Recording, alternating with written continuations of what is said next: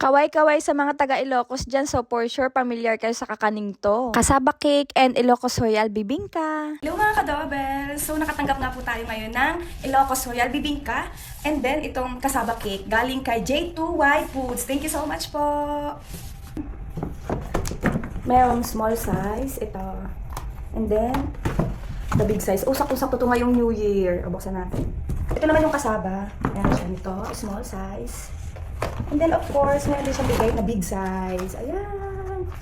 Wow! Ang bango! Nakakagutom.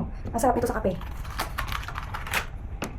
Nung sinabi nila na padadalhan nila ako ng bibingka, abay ibang nasa isip ko. So ganito pala ang itsura ng bibingka sa Ilocos. Pero in fairness naman, kung mahilig ka sa kakanin, talaga maa-appreciate mo yung lasa niya. At ito naman yung kasaba cake, ang pagkakaiba niya lang is grabe yung cheesiness niya. Kasaba special na nga yung tawag ko dito kasi yung normal na kasaba cake na natitikman ko ay hindi naman ganito. Meron kasi siyang overload toppings ng cheese, kaya talagang ang sarap. Kaya for any orders and inquiries, tawag lang kayo sa number nila.